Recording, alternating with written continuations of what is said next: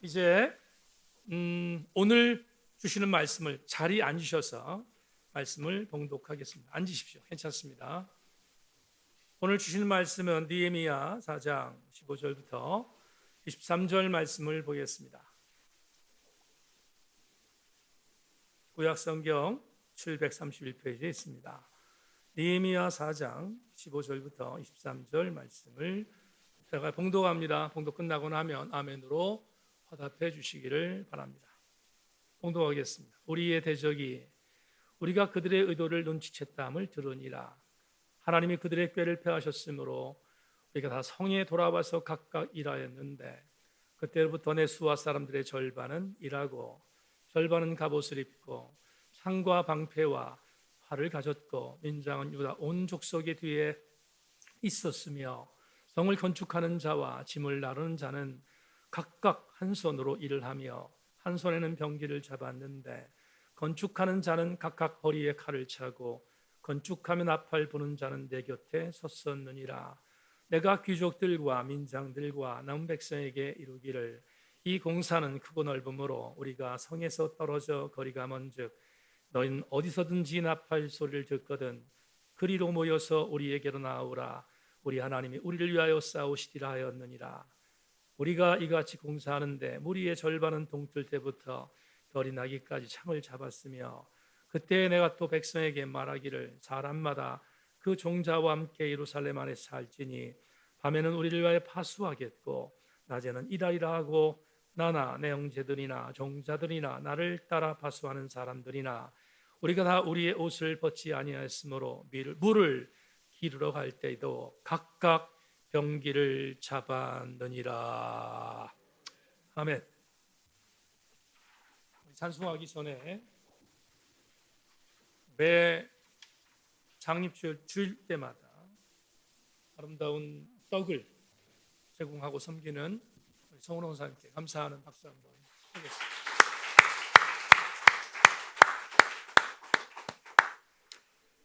제가 대학 2학년 때 3학년 때 이 노래를 많이 불렀습니다.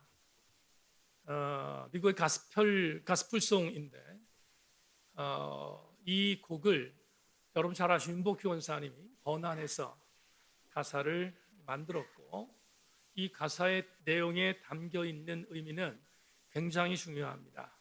그래서 지금부터 오늘 설교에 또 창립주일에 굉장히 함께 나눌 수 있는 중요한 찬양이 될 것 같아서 함께 이 찬양을 부르겠는데 5절입니다. 5절까지 지치지 않도록 최선을 다해서 함께 찬양하고 노래하겠습니다. 함께 찬양합니다.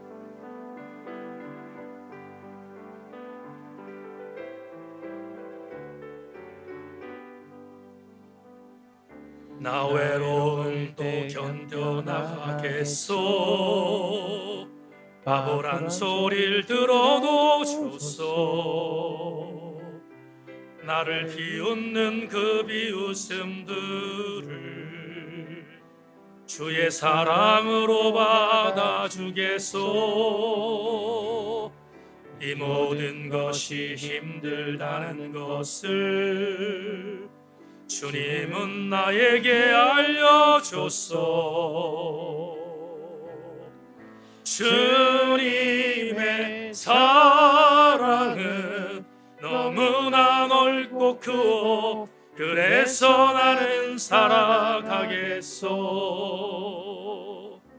우리 모두 손을 내밀어서 넘어져진 형제 일으켜 주세 사람이 살면 한 번 사는 거 걸음 멈추고 생각해보세 시냇물이 강으로 흘러서 저 바다와 하나가 되듯이 우리는 주 안에서 하나 돼야 하오 우리는 하나가 돼야 하오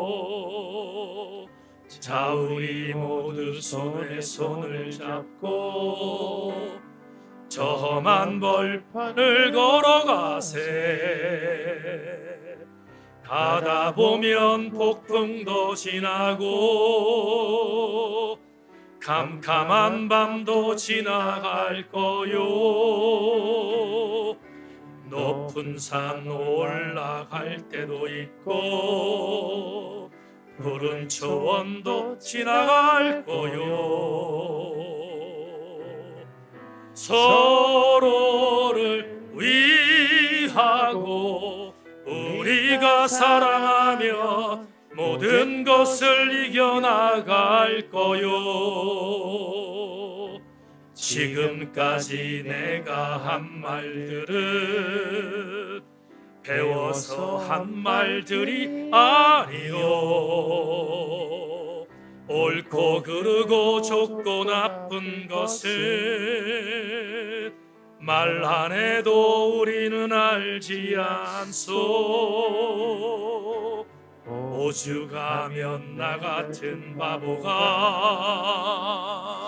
여러분들께 호소하겠소. 우리는 하나요.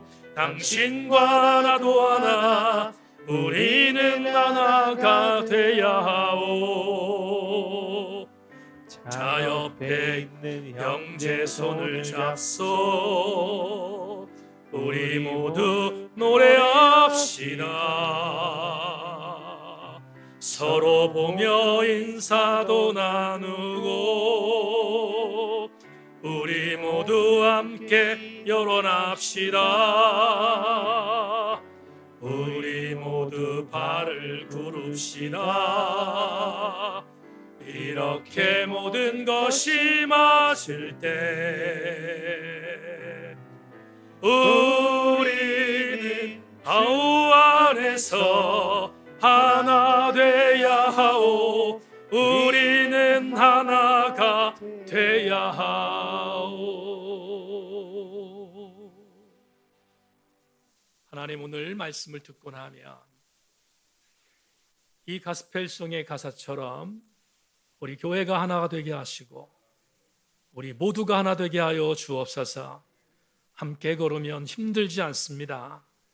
우리 모두 함께 부축하고 함께 어깨동무하고 함께 걸어가는 우리 교회 되게 하여 주옵소서. 말씀 나누겠습니다. 은혜로 점철되는 시간 되기를 소망하고 예수 그리스도의 이름으로 기도 올리옵나이다. 아멘. 한 번 더 인사합니다. 말씀에 기대를 거십시다. 인사합시다.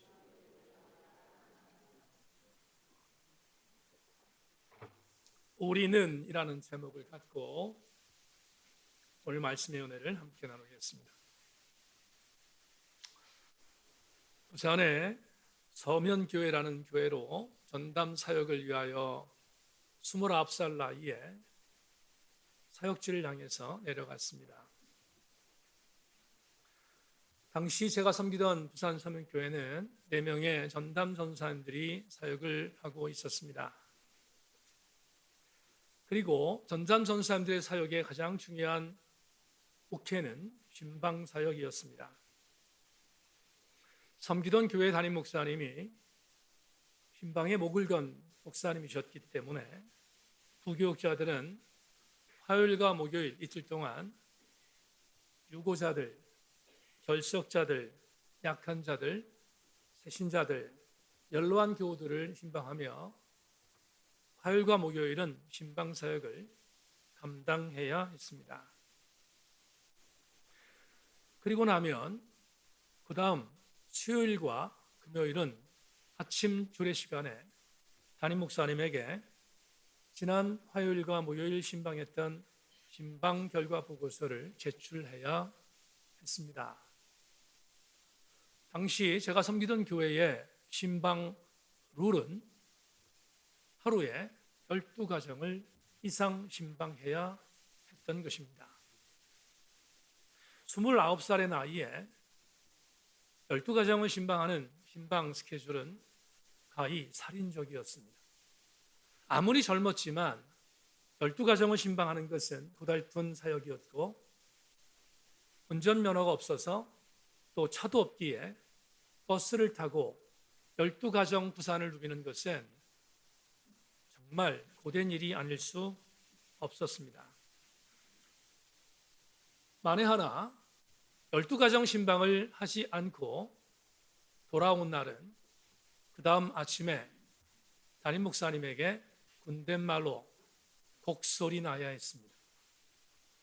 엄청나게 야단을 맞고 엄청나게 고통을 당하는, 그래서 12가정 신방은 그 당시 전사님들에게 훈련이었고 그리고 고통이었습니다.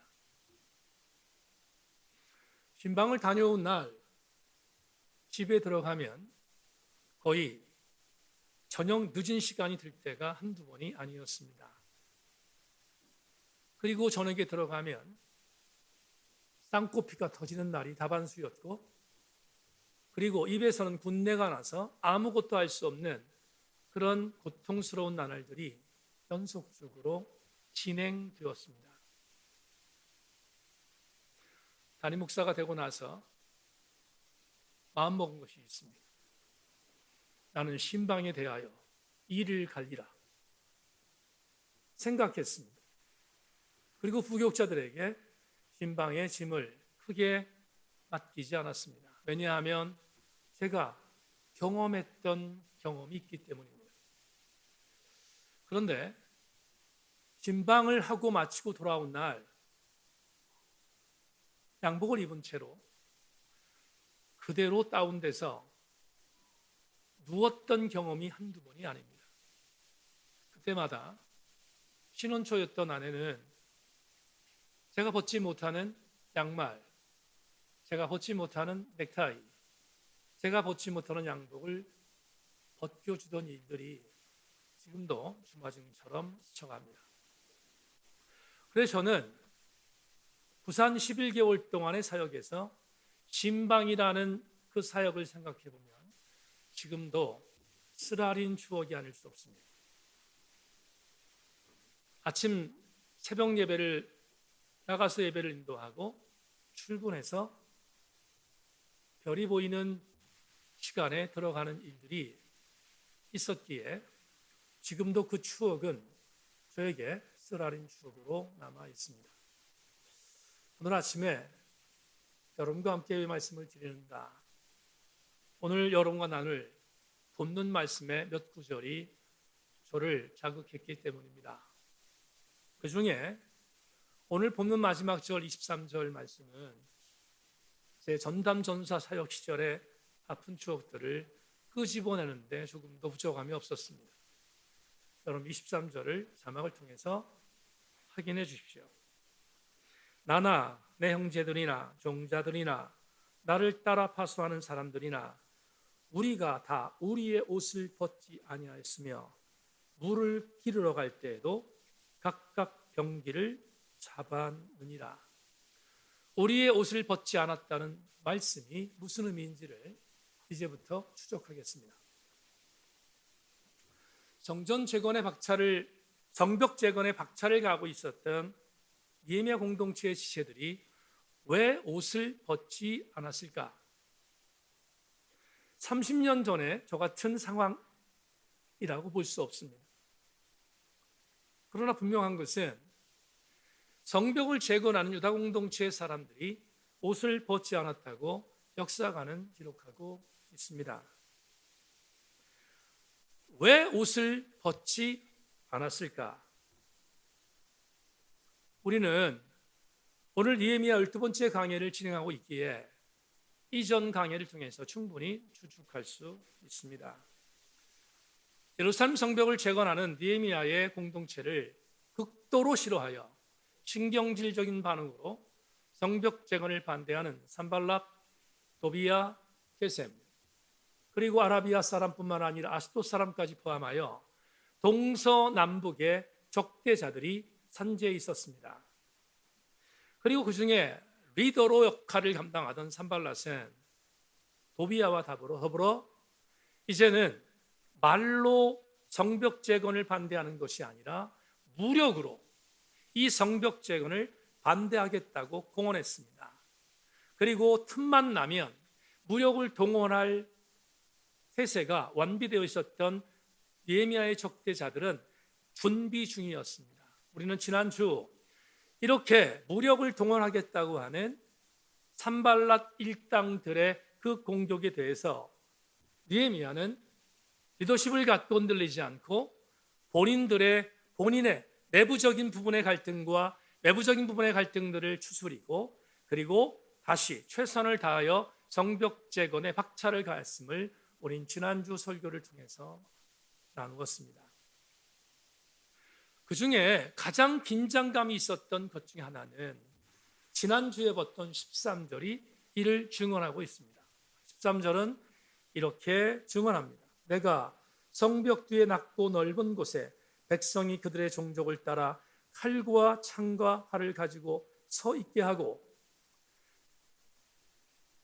유다의 백성들이 성벽을 재건할 때 성벽 재건만 한 것이 아니라 느헤미야는 칼과 창과 활을 갖고 산발랏 일당의 대적들을 맞서 싸울 것을 준비시켰음을 우리는 살폈습니다. 다시 말하면 성벽 재건은 재건대로 진행하고 군사적인 방비를 하는 이중적인 부담이 유다 성벽 재건 공동체에 있었음을 우리는 살폈습니다. 오늘 본문은 단순하게 활과 창과 그리고 칼을 갖고 군대를 조직한 정도가 아니라 그들이 어떻게 구체적으로 행보를 했는지를 보여주는 오늘 본문 15절은 우리에게 중요한 의미를 갖고 있습니다. 그들이 산발랏의 일당들의 대적을 놓고 군사적으로 준비하자 어떤 반응이 나왔는지 15절이 이렇게 우리에게 증언합니다. 우리의 대적이 우리가 그들의 의도를 눈치챘다함을 들으니라. 하나님이 그들의 꾀를 패하셨으므로 우리가 다 성에 돌아와서 각각 일하였는데, 이게 무슨 말인가? 이런 뜻입니다. 느헤미야와 느헤미야의 사랑하는 동역자들이 군사적인 방비를 완벽하게 했다는 이야기가 산발랏 일당에게 들어갔다는 것입니다. 그러자 그들은 당황했습니다. 왜냐하면 별것 아니라고 생각했던 느헤미야의 수족들이 만만치 않다는 사실을 알게 된 것입니다. 그러자 도리어 산발랏 일당들이 긴장하기 시작했습니다.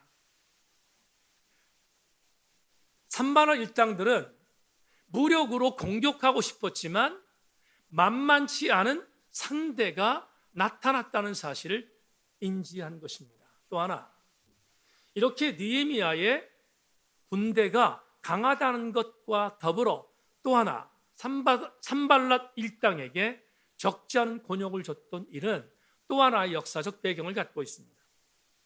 여러분, 우리는 느헤미야 2장 7절로 8절에서 느헤미야 리더를 중심으로 하여 이루어졌던 성벽 재건이 어떤 사역이었는지에 대한 부분을 느헤미야 2장을 통해서 이미 살폈는데 복기하겠습니다. 내가 또 왕에게 아뢰되 왕이 만일 좋게 여기시거든 강서쪽 총독들에게 내리시는 조서를 내게 주사 그들이 나를 용납하여 유다에 들어가기까지 통과하게 하시고, 또 왕의 살림 감독 아삽에게 조서를 내리사 그가 성전에 속한 영문의 문과 성곽과 내가 들어갈 집을 위하여 들보를 쓸 제목을 내게 주게 하옵소서 하며 내 하나님의 선한 손이 나를 도우심으로, 맨 마지막 구절에 이렇게 되어 있습니다. 왕이 허락하였더라. 여러분, 지금 예루살렘 성벽 재건은 단순히 느헤미야의 프로젝트가 아니었습니다. 아닥사스다 왕이라는 이스라엘을 다스리는 지배국의 왕 아닥사스다의 윤허가 떨어진 공사였습니다. 그러므로 만에 하나 이 공사를 방해하거나 아니면 이 공사에 대하여 군사적으로 도발하면 그건 단순히 느헤미야의 성벽 재건을 방어하는 일이 아니라 아닥사스다의 국책 사업을 뒤집어 엎는 반역이 될 수 있는 가능성이 있었습니다. 이해하셨습니까? 그렇다면 산발랏 일당이 고민스러운 것이 있었습니다. 뭐냐 하면 만에 하나 산발랏 일당이 무력을 개입시킨다는 걸 전제할 때 바사의 아닥사스다의 귀에 들어가지 않도록 국지전을 할 수밖에 없는 것이었습니다. 전면전을 하면 바사의 아닥사스다 왕에게 들어갈 것이고, 아닥사스다 왕이 이것을 알게 되면 산발랏 일당은 반역죄로 처벌받을 수 있는 가능성이 있기에 이 중에 딜레마가 이들에게 있었습니다. 다시 한 번만, 아닥사스다에게 반역하는 것, 그리고 또 하나 느헤미야의 군사가 만만치 않다는 것, 이 두 가지가 바로 산발랏 일당이 갖고 있었던 딜레마였습니다. 그렇다면 우리는 한 가지 추적할 것이 있습니다. 도대체 사마리아 총독과 동서남북의 연합군들이 무수할 정도로 느헤미야의 사조직 군사 조직이 어땠기에 이렇게 이들이 곤혹스러워했을까? 오늘 본문이 우리에게 제시하고 있습니다. 16절부터 18절을 자막을 통해서 확인하십시오. 그때로부터 내 수하 사람들의 절반은 일하고 절반은 갑옷을 입고 창과 방패와 활을 가졌고, 민장은 유다 온 족속의 뒤에 있었으며 성을 건축하는 자와 짐을 나르는 자는 다 각각 한 손으로 일을 하며 한 손에 병기를 잡았는데, 건축하는 자는 각각 허리에 칼을 차고 건축하며 나팔 부는 자는 내 곁에 섰었느니라. 역사가 보고는 세밀합니다. 느헤미야는 본인의 옆에 수하 사람들과 민장이라는 그룹을 옆에 두었다고 말합니다. 그런데 수하 사람이라고 번역된 이 단어는 젊은이를 말하는 히브리어입니다. 수하 사람이라고 번역된 오늘 본문에 이들의 공통점은 젊은이입니다. 또 하나, 민장이라고 기록되어 있는 이 단어도 중앙 집권되어 있는 느헤미야 측근의 관리입니다. 다시 한 번만, 민장으로 되어 있는 이 단어는 느헤미야를 중심으로 일하고 있는 중앙 집권적인 관리를 말합니다. 다시 한 번만, 젊은이들, 수하 사람들과 민장들, 중앙 집권의 사람들이 느헤미야의 강력한 군사였습니다. 이 두 부류는 공통분모가 있습니다. 젊은 사람들입니다. 그러기에 젊은 사람들이 군사 조직을 이끌었기에 산발랏 일당은 느헤미야의 군사들이 절대로 호락호락한 상태가 아닌 것을 그들은 알았기에 두려운 마음을 가졌다고 우리는 해석할 수 있습니다. 이어 19절부터 20절을 한 번 더 보겠습니다. 19절부터 20절, 내가 귀족들과 민장들과 남은 백성에게 이르기를 이 공사는 크고 넓으므로 우리가 성에서 떨어져 거리가 먼즉 너희는 어디선지 나팔 소리를 듣거든 그리로 모여서 우리에게로 나오라. 우리 하나님이 우리를 위하여 싸우시리라 하였느니라. 성도 여러분, 지금 여러분 읽어드렸던 16절부터 18절하는 민장과 19절부터 20절에 나오는 민장은 단어가 다릅니다. 무슨 말인가 하면 19절부터 20절에 나오는 민장은 지방의 공무원들입니다.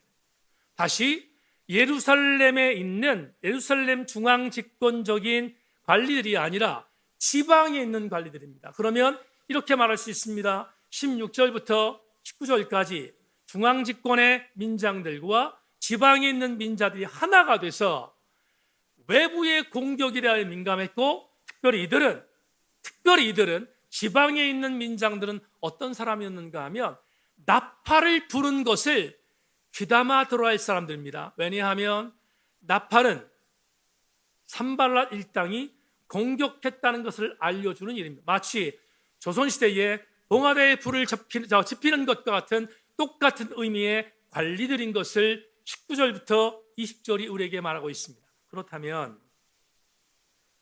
우리 이런 결론에 도달합니다. 유다의 교환한 포로 공동체에 성벽을 재건하고 있는 이들은 오합지졸이 아니었습니다. 이들은 최선을 다하여 군사적인 방비를 하고 또한 성벽을 재건하고 있는 이중의 사역을 감당하고 있는 주인공들임을 오늘 본문이 우리에게 이야기해 주고 있습니다. 이제 오늘 설교의 가장 중요한 구절 21절부터 23절을 여러분의 마지막으로 읽어드리겠습니다. 21절 23절을 보겠습니다.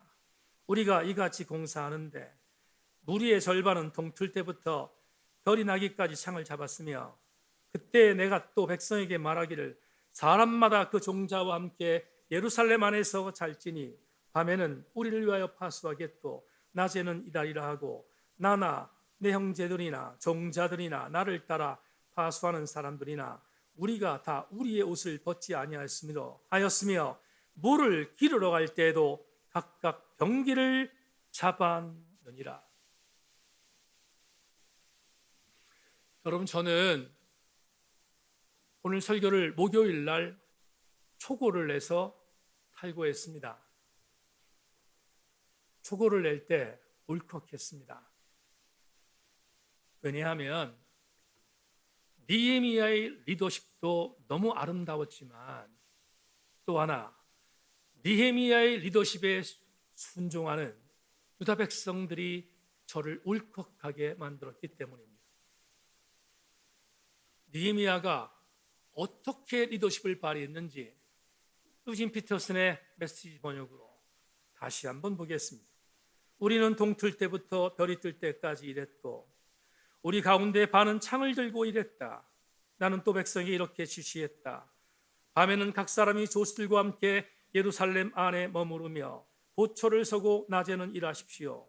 나와 내 형제와 내 일꾼들과 나를 지원한 보초를 비롯한 우리 모두는 옷을 입은 채 잠자리에 들었고 물을 뜨러 갈 때에도 성에서 창을 놓지 않았다. 여러분, 느헤미야는 예루살렘 성벽을 재건하는 어간 대적자들의 공격의 위협에 놓여 있을 때 낮밤이 없었습니다. 낮에와 밤에와 전혀 상관없이 파수하며 일하며 독려했음을 오늘 본문이 우리에게 제시하고 있습니다. 그런데 여러분의 담임 목사가 이 구절에 울컥한 것은 느헤미야의 리더십에 대한 놀라운 은혜도 있지만 그 리더십에 대하여 순종하는 이스라엘 백성들, 유다 백성들이 어떻게 이렇게 리더십에 순종할 수 있었을까에 대한 울컥합니다. 도대체 느헤미야의 리더십이 얼마나 강력했기에 이 위기의 순간에 밤에 낮에 상관없이 옷을 벗지 않은 채로 잠에 들며 그리고 물을 떠러갈 때 창을 놓지 않을 수 있었을까 하는 이 강력한 리더십이 도대체 어떻게 이루어졌기에 이 동기부여가 있을 수 있었을까를 추적하다가 울컥했습니다.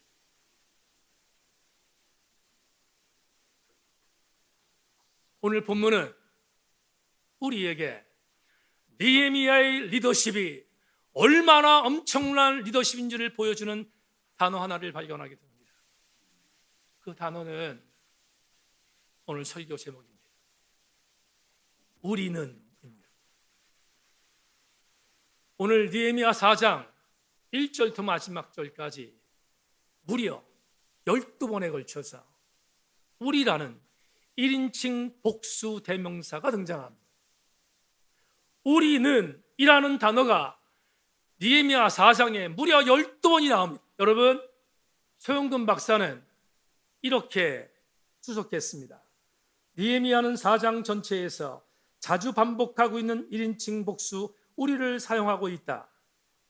1절, 4절, 6절, 9절, 10절, 11절, 12절, 15절, 19절, 20절, 21절, 22절에 걸쳐 무려 12번에 걸쳐 사용한다.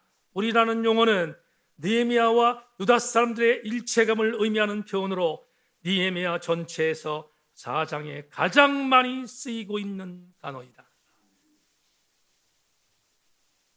우리라는 단어가 느헤미야의 리더십을 이끌고 있는 단어였으며 뿐만 아니라 느헤미야의 리더십을 따르는 팔로워들의 강력한 동기부여가 우리라는 단어 때문이었음을 성경은 증거하고 있습니다. 오늘 교회 창립 14주년을 맞이하는 기념주일입니다. 사랑하는 교회 여러분, 오늘 본문을 통하여 공교롭게 창립 14주년 기념주일에 적절한 말씀의 은혜가 임했습니다. 우린 지난 3년 동안 팬데믹을 통하여 많은 고통을 당했습니다. 어려움을 당했습니다. 그 후유증은 지금도 있습니다. 그런데 우리 교회뿐만 아니라 한국에 세워진 수많은 교회들마다 팬데믹 3년을 지나며 수많은 후유증을 극복할 수 있는 대안은 오늘 본문에서 찾을 수 있습니다. 그것은 교회 공동체는 우리 공동체가 될 때 이길 수 있다는 것입니다. 교회 공동체는 우리 공동체가 되어야, 우리라는 단어는 엄청난 단어입니다. 우리 교우들과 함께 소그룹을 갖거나 신방을 하거나 이럴 때 특이한 경우를 봅니다. 어떤 성도는 이렇게 말합니다. 우리 교회를 말할 때, 우리 세인교회를 지칭할 때 이렇게 말합니다. 우리 교회. 그런데 혹 어떤 교우는 이렇게 지칭할 때가 있습니다. 우리 세인교회를 지칭할 때 이 교회라고 말합니다. 우리 교회와 이 교회는 전혀 다릅니다. 지난 대신방 기간 동안에 지체 가정에 가서 옛날 일을 반추했습니다. 그 지체는 먼저 섬기던 교회에서 이런저런 이유가 있어서 교회를 나와 교회를 정하고 있지 못했을 때 우리 교회를 알게 되었고 우리 교회에 등록하게 됐고 우리 교회에서 지금 아름다운 동역자로 사역하고 있습니다. 그 당시 그 지체가 저희 교회에 와서 제 소재에서 저와 함께 인터뷰하다가 제게 이렇게 말했습니다. 목사님, 교회를 등록하고 나니 여러 가지 만감이 교차합니다. 교회를 나와서 교회를 정하지 못했을 때 가장 힘들었던 것은 내 아들이 대학 학력고사를 앞두고 있는데 고3이라서 대학 학력고사를 앞두고 있는데 내 아들의 학력고사를 위하여 기도해 줄 목사님이 없습니다. 근데 목사님, 너무 감사한 건 이제 목사님이 제 아들의 중보자가 되어주셔서 감사합니다 라고 말했던 그 기억이 지금도 또렷합니다. 왜 그 지체가 그렇게 말했습니까? 등록한 이후 그 지체의 교회는 내 교회요, 우리 교회요, 우리 목사이기 때문이 아니겠습니까? 결국 내 신앙의 여정 안에서 정말로 소홀히 여길 수 있는 것 중에 하나가 뭐냐 하면 교회 공동체의 소속감과 연대의식인데 그걸 갖지 못하면 우리는 강해질 수 없습니다. 사랑하는 교우들이여, 여러분이 섬기는 세인교회가 여러분의 교회 임에 대하여 감사하기를 주의 이름으로 축원하고 여러분의 교회가 여러분을 위하여 있는 교회인 것에 대하여 감사할 수 있기를 주님의 이름으로 소망합니다. 말씀을 맺겠습니다. 지난주 음식 바자회를 열었습니다. 바자의 개장 예배에 간단한 말씀을 받습니다. 사도행전 2장 44절로 47절을 읽었습니다. 믿는 사람이 다 함께 있어 모든 물건을 서로 통용하고 또 재산과 소유를 팔아 각 사람의 필요를 따라 나눠주며 날마다 마음을 같이하여 성전에 모이기를 힘쓰고 집에서 떡을 떼며 기쁨과 순전한 마음으로 음식을 먹고 하나님을 찬미하며 또 온 백성에게 칭송을 받으니 주께서 구원받는 사람을 날마다 더하게 하시나. 다 같이 아멘. 이 구절에 우리라는 단어는 단 한 자도 등장하지 않습니다. 그런데 저는 사도행전 2장 44절로 47절을 읽으면 가장 크게 보이는 단어가 있습니다. 그건 바로 초대교회 성도들이 본인들이 섬기는 교회를 내 교회, 우리 교회라고 인식했다는 명제입니다.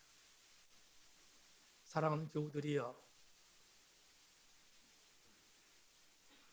사도행전 2장 44절로 47절이 여러분이 섬기는 우리 교회, 세인교회 되기를 주의 이름으로 축원하고 여러분들도 이렇게 행복한 아름다운 교회에서 신앙생활에 승리할 수 있기를 주님의 이름으로 축원합니다.